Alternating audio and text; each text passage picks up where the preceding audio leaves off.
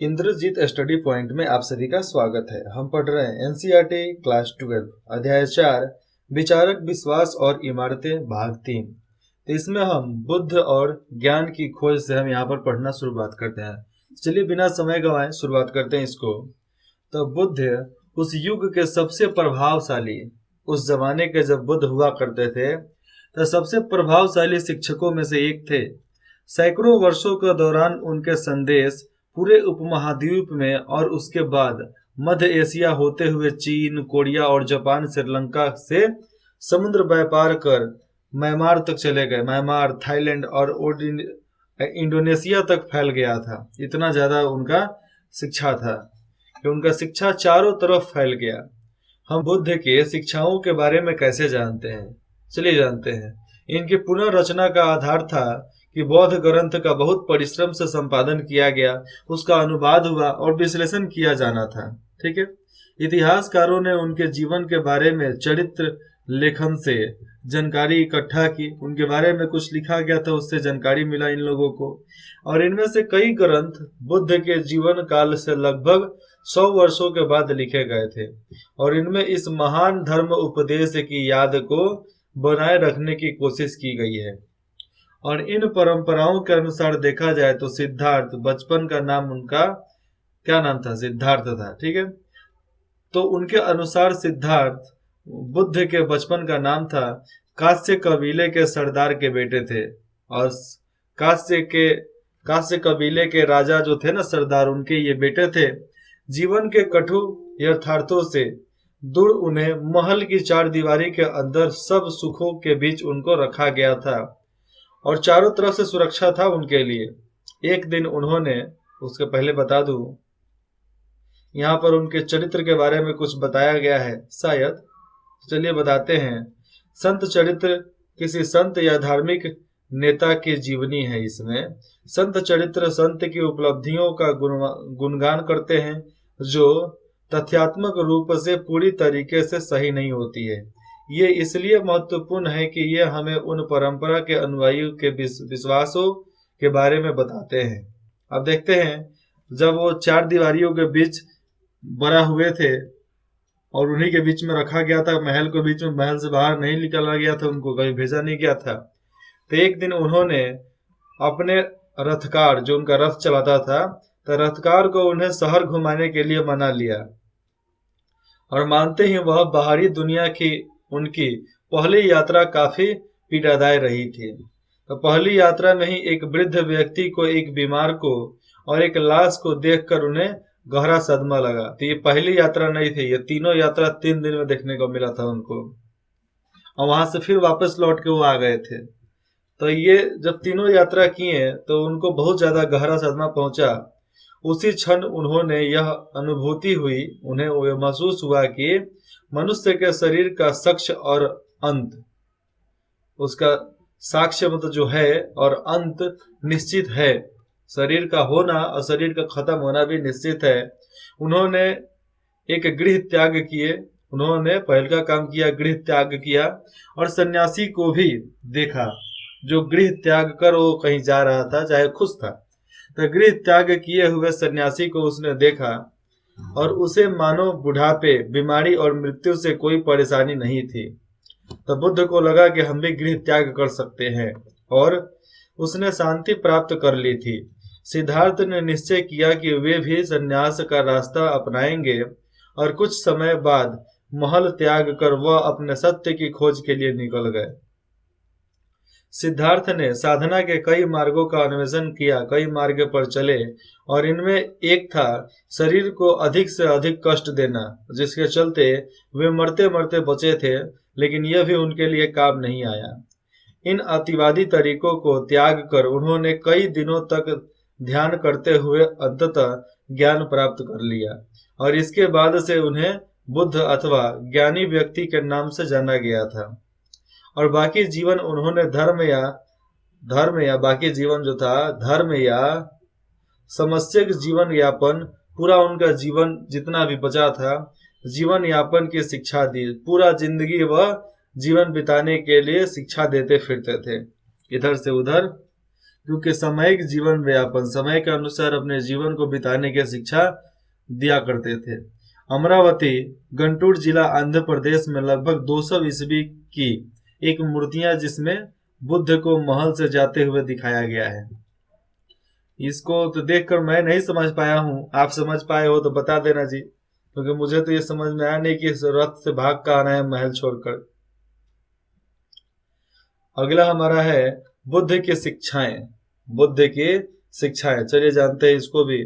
बुद्ध के शिक्षाओं को सूत पिटक में दी गई कहानियों के आधार पर पुनः निर्मित किया गया। और सूत पिटक एक ग्रंथ था जो आजाद सूत के बारे में लिखा गया था, उन्हीं पर आधारित था। उन्हीं की कहानियों में इनका भी वर्णन किया गया है।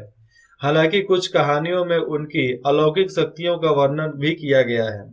दूसरी कथाएं देखने को मिलती है और दूसरी कथाएं दिखाती है कि अलौकिक शक्तियों की बजाय बुद्ध ने लोगों को विवेक और तर्क के आधार पर समझाने का प्रयास किया था। केवल अपने शिक्षा के अनुसार उनको समझाने का कोशिश किया था।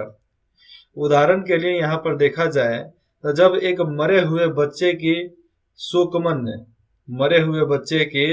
शोकमन्य माँ बुद्ध के पास आई तो उन्होंने बच्चे को जीवित करने के बजाय उस महिला को मृत्यु के अवश्य संभवी होने की बात समझा दी।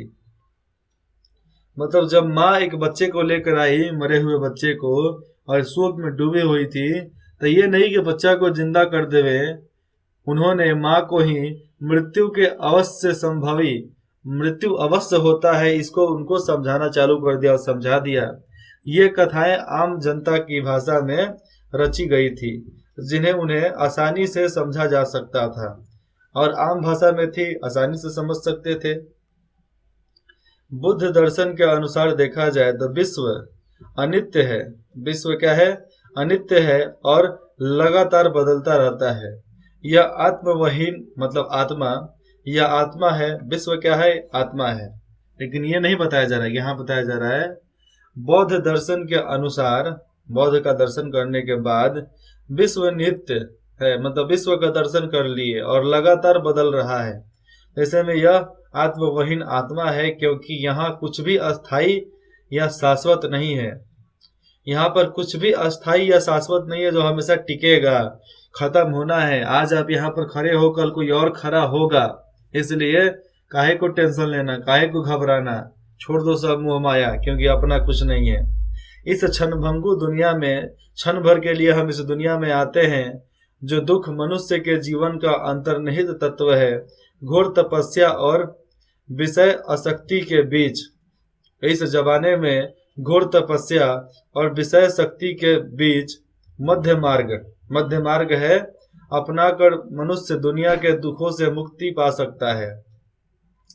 ना ही तपस्या ना ही बहुत ज्यादा विषय शक्ति, एक बीच का मार्ग है, उसके अनुसार आप मुक्ति प्राप्त कर सकते हो।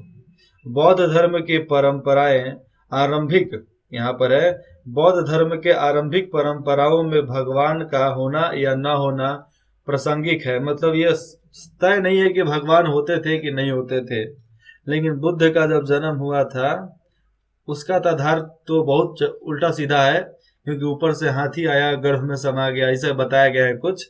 लेकिन बौद्ध धर्म के प्रारंभिक परंपराओं को माने तो भगवान का होना या ना होना यह प्रासंगिक है। मतलब ये सब सवाल है जो कभी खत्म नहीं होने वाला है। व्यवहार में बौद्ध धर्म, सूत पट्टिका से लिए गए इस उदाहरण में बुद्ध सिंगल नाम के एक अमीर गृहपति को सलाह दे रहे हैं। बुद्ध क्या कर रहे हैं? एक सिंगल नामक एक अमीर आदमी को, वह गृहपति जो मुखिया है, उसको सलाह दे रहे हैं। मालिक को अपने नौकरों और कर्मचारियों की 5 तरह से देखभाल करनी चाहिए। उनकी क्षमता के अनुसार उन्हें काम देकर और उन्हें भोजन और मजदूरी देकर। दूसरा, तीसरा हो गया बीमार पड़ने पर उनकी परिचर्या करे, मतलब उसकी सेवा करे, उसका देखभाल करें। चौथा, और उसके साथ सुस्वादु भोजन बांट कर और समय समय पर उन्हें छुट्टी दे। मतलब उनके साथ जो स्वादिष्ट भोजन आप खाते हो, ऐसे स्वादिष्ट भोजन उनको भी कराएं और समय समय पर उनको भी छुट्टी देवे कि अपना घर बार घूम कर आवे। कुल के लोगों को 5 तरह से, कुल कौन सा, जो पूरा खानदान वाला लोग, तो कुल के लोगों को 5 तरह के श्रमणों, 5 तरह से श्रमणों जिन्होंने सांसारिक जीवन को त्याग दिया है और ब्राह्मणों की देखभाल करनी चाहिए। यहाँ पर लिखा है कि कुल के लोगों को 5 तरह से श्रमणों और ब्राह्मणों की देखभाल करनी चाहिए। कर्म वचन और मन से, कर्म वचन और मन से अनुराग द्वारा, मतलब एक ऐसा भाव से जो दूसरों को दया करने वाला भाव हो, और उनके स्वागत में हमेशा घर खुले रखकर और उनकी दिन प्रतिदिन की जरूरतों की पूर्ति करके इसको पूरा किया जा सकता है, क्योंकि बहुत कुछ त्यागना पड़ता है पाना है। तो यहाँ पर है सीगल को माता पिता शिक्षक और पत्नी के साथ व्यवहार के लिए भी ऐसे ही उपदेश दिए गए। मतलब सीगल को माता पिता के साथ, शिक्षक के साथ और पत्नी के साथ भी एक जैसा व्यवहार करने का उपदेश वहां पर मिलता है कि सबसे अच्छे तरीके से व्यवहार करना चाहिए। आप सुझाव दीजिए कि माता पिता, शिक्षकों और पत्नी के लिए किस तरह का निर्देश दिया गया है। आप यहाँ पर बता सकते हैं। ऐसे तो बुक में है नहीं, आप गूगल से सर्च करके भी बता सकते हैं। ऐसे आप जानना चाहते हो तो जान सकते हो, खोज लो अब नेट पर। बुद्ध मानते थे कि समाज का निर्माण इंसानों ने किया था। बुद्ध ये बताते हैं कि ये सारे समाज का निर्माण इंसानों ने किया था, कि ईश्वर ने नहीं किया इसको, न ही ईश्वर ने किया। इसलिए उन्होंने राजाओं और गृहपति जितने भी थे, अध्याय 2 में हमने उसके बारे में पढ़ा है, तो गृहपतियों को दयावान और आचरणवान होने की सलाह दी है। यहाँ पर बताया जाता है कि इसलिए उन्होंने राजाओं और गृहपतियों को दयावान होने के लिए और आचारवान होने के लिए, मतलब दान एकदम खुलकर करने के लिए और लोगों के लिए अच्छा भाव रखने के लिए यहाँ पर सलाह दी है। ऐसा माना जाता है कि व्यक्तिगत प्रयास से सामाजिक परिवेश को बदला जा सकता है। मतलब है कि आप व्यक्तिगत प्रयास करते रहोगे तो सामाजिक परिवेश को बदल सकते हैं। आप अगर सुधरते हो तो आपके अनुसार आपके इर्द गिर्द के समाज भी सुधर जाएंगे, ऐसा माना जाता है और ऐसा होता भी है। बुद्ध ने जन्म मृत्यु के चक्र से मुक्ति, आत्मज्ञान और निर्वाण के लिए व्यक्ति केंद्रित हस्तक्षेप और समयक कर्म का कल्पना यहाँ पर की है, जिसमें बताया जाता है कि जन्म मृत्यु के चक्र से कैसे निकला जाएगा, आत्मज्ञान को कैसे बढ़ाया जाए, निर्वाण मतलब समाधि के लिए कैसे केंद्र बनाए गए हैं, उसके बारे में यहाँ पर हस्तक्षेप और समयक कर्म का कल्पना उन्होंने की थी। निर्वाण का मतलब था अहम और इच्छा का खत्म हो जाना, अहम और इच्छा का खत्म हो जाना, जिसे गृह त्याग करने वालों के दुख से, यहाँ पर साफ साफ लिखा है कि जिससे गृह त्याग करने वालों के दुख से दुख के चक्र का अंत हो सकता है। मतलब गृह त्याग का आदमी जब निकल जाता है तो उसके दुख का जो चक्र है वो खत्म हो जाता है। बौद्ध परंपरा के अनुसार देखा जाए तो अपने शिष्यों के लिए उनका अंतिम निर्देश यही था कि तुम सब अपने लिए खुद ही ज्योति बनो, अपने लिए खुद ही प्रकाश बनो, दीप का वो छोटा सा दिया बनो, क्योंकि तुम्हें खुद ही अपनी मुक्ति का रास्ता ढूंढना पड़ेगा, कोई दूसरा तुमको बताने वाला नहीं है। बुद्ध के अनुयायी, जो भी उनके पूजने वाले लोग थे, जो भी उनके समर्थक लोग थे, धीरे धीरे बुद्ध के शिष्यों का दल तैयार हो गया, बहुत बड़ा इनका दल हो गया। इसलिए उन्होंने संघ की स्थापना की और ऐसे भिक्षुकों की एक संस्था जो धर्म के शिक्षक बन गए थे, उस प्रकार का उन लोगों ने स्थापना किया। समझे, ऐसे भिक्षुकों की एक संस्था बनाई जो धर्म के शिक्षक बन चुके थे धर्म को फैलाने के लिए।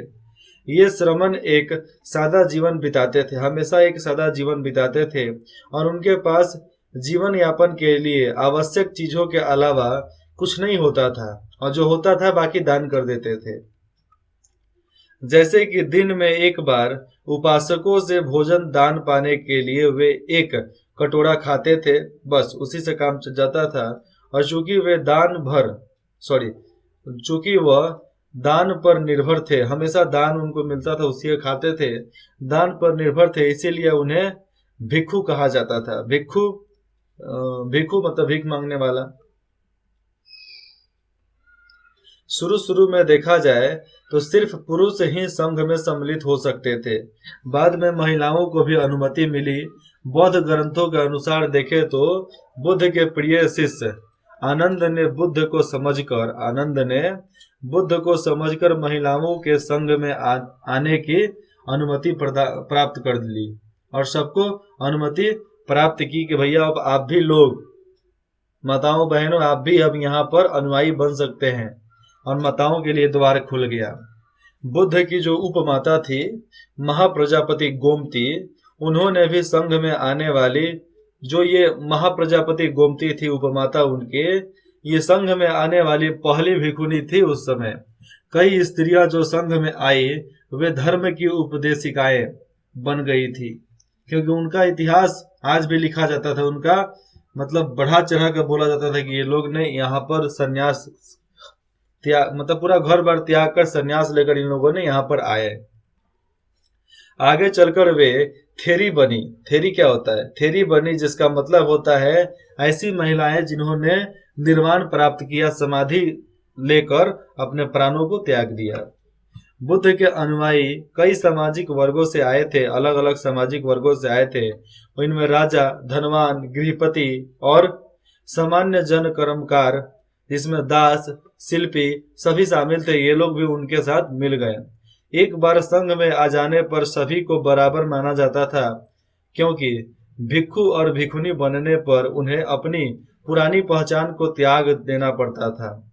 उसके बाद संघ की संचालन पद्धति गणों और संघों की परंपरा पर आधारित थी। जैसा संघ बोलेगा वैसा ही आपको करना पड़ेगा। आप इस संघ को छोड़कर जा भी सकते हैं। और इसके सतह पर देखा जाए तो इसके तरह लोग बातचीत के माध्यम से एकमत होने की कोशिश करते थे। अगर यह संभव नहीं होता था तो मतदान द्वारा निर्णय लिया जाता था। मतदान के अनुसार, वोट के अनुसार वहां पर निर्णय लिया जाता था कि आगे क्या किया जाएगा। यहाँ पर देखो थेरी गाना, तो थेरी गाथा के बारे में यहाँ पर कुछ बताया गया है। यह अनूठा बौद्ध ग्रंथ सूत पट्टिका का हिस्सा, यह भी बौद्ध ग्रंथ सूत पट्टिका में ही मिला है, और इनमें भिक्षुनियों द्वारा रचित छंदों का संकलन यहाँ पर किया गया है। और इसमें महिलाओं के सामाजिक और आध्यात्मिक अनुभवों के बारे में यहाँ पर अंतर्दृष्टि मिलती है, उनके बारे में पढ़ने को मिलता है। पुना नाम, तो पुना नाम की एक दासी अपने मालिक के घर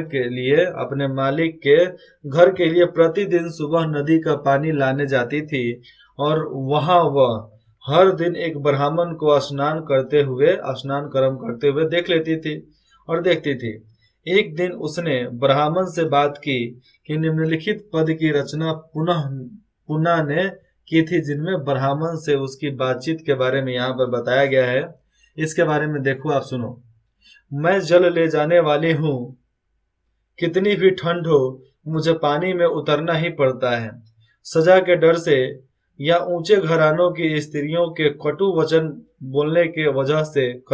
बोलने के वजह से हमें उसके डर से उतरना पड़ता है। हे ब्राह्मण, तुम्हें किसका डर है जिससे तुम जल में उतरते हो, जबकि तुम्हारे अंग ठंड से कांप रहे हैं, फिर भी तुम जल में उतरते हो। ब्राह्मण बोले, मैं बुराई को रोकने के लिए अच्छाई कर रहा हूँ। बूढ़ा या बच्चा, बुराई को रोकने के लिए वो अच्छाई कर रहा हूँ। बूढ़ा या बच्चा जिसने भी कुछ बुरा किया हो जल में स्नान करके मुक्त हो जाता है, इसीलिए स्नान कर रहा हूँ। पुना ने कहा, क्या कहती है, यह किसने कहा कि पानी में नहाने से बुराई से मुक्ति मिल जाती है? वैसे तो देखा जाए तो सारे मेढक और कछुए स्वर्ग जाएंगे, साथ में पानी के सांप और मगरमच्छ भी इसके बदले वे कर्म ना करें, क्योंकि वो तो पानी में रहते हैं, तो ऐसे ही स्वर्ग में चले जाएंगे। तो वो कर्म ना करे जिनका डर होता है आपको पानी की ओर खींचता है। हे ब्राह्मण, अब तो रुक जाओ, अपने शरीर को ठंड से बचाओ, ये ऐसा बोल रही है। और इसके बाद खत्म हो जाता है। तो समझिए यहाँ पर बुद्ध को कौन सी भिक्षाएं इस रचना में नजर आती थी। बुद्ध को कौन सी शिक्षाएं यहाँ पर नजर आती थी उसके बारे में यहाँ बताना है। इससे आप क्या सीख सकते हो, हर चीज का सवाल करना चाहिए, तर्क संगत अच्छी बात है। ये जल ले जाने वाली एक स्त्री है जो मथुरा लगभग 3री शताब्दी के करीब में इसको बनाया गया था। ये मथुरा में ये चित्र बना हुआ है। भिक्षुओं और भिक्षुणियों के लिए नियम क्या थे इसके बारे में जानिए। ये नियम विनय पट्टिका में मिलते हैं। विनय पट्टिका एक किताब है, उसमें मिलता है। जब कोई भिक्षुणी एक नया कंबल या गलीचा ओढ़ने वाला तो कंबल या गलीचा बनाएगा तो उसे उसका प्रयोग कम से कम 6 वर्षों तक करना पड़ेगा, कम से कम। यदि 6 वर्षों से कम अवधि में वह बिना भिक्षुणियों को अनुमति, यहाँ पर साफ साफ लिखा गया है कि वह बिना भिक्षुणियों की अनुमति के एक नया कंबल या गलीचा बनवाता है, मतलब बताता नहीं है और इसी तरह बनवा लेता है, तो चाहे उसने अपने पुराने कंबल गलीचे को छोड़ दिया हो या नहीं छोड़ा हो, नया कंबल या गलीचा उससे ले लिया जाएगा और इसके लिए उसे अपराध स्वीकार करना ही होगा। यह नियम था कि एक गलीचा हो चाहे कंबल हो, उसको 6 सालों तक चलाना है। यदि कोई भिक्षुणी किसी गृहपति के घर जाती है, कभी भी किसी घर के मुखिया के पास जाती है, तो उसे टिकिया या पके अनाज का भोजन दिया जाता है। टिकिया में भी खाना वाना आ जाएगा, पका अनाज का उनको दान दिया जाता था, भोजन दिया जाता था। तो यदि उसे इच्छा हो तो वह 2 से 3 कटोरा भर घी, 2 से 3 कटोरा भर ही स्वीकार कर सकता था, ज्यादा नहीं कर सकता है कोई भी जाकर कहीं भी। यदि वह इससे ज्यादा स्वीकार करता है तो उसे अपना अपराध स्वीकार करना होगा। अगर वे 2 या 3 कटोरे पकवान स्वीकार करने के बाद भी उसे उन्हें अन्य भिक्षुओं के साथ बांटना होगा। अगर ज्यादा मिल जाता है तो बाकी भिक्षुओं के साथ उसको बांट लो। यही समयक आचरण था, यही सामान्य आचरण था जो उनके अंदर था। यदि कोई भिक्षु जो संघ के किसी विहार में ठहरा है, संघ के किसी भी जगह पर ठहरा है, तो प्रस्थान के पहले अपने जो प्रस्थान मतलब वहां छोड़ के दूसरे जगह पर जाने से पहले अपने द्वारा बिछाए गए या बिछवाए गए बिस्तर, जो भी बिस्तर वहां पर बिछाए जाते थे, उसको न ही समेटता है और न ही समेटवाता है। या यदि वह बिना विदाई लिए चला जाता है तो उसे अपराध स्वीकार करना होगा। इसीलिए बताया जाता है कहीं भी जाओ तो वहां पर मिलकर ही उसके बाद घर पर जाया जाता है। ये एक नियम यहाँ पर बताया जाता है। आगे देखते हैं तो बुद्ध के जीवन काल और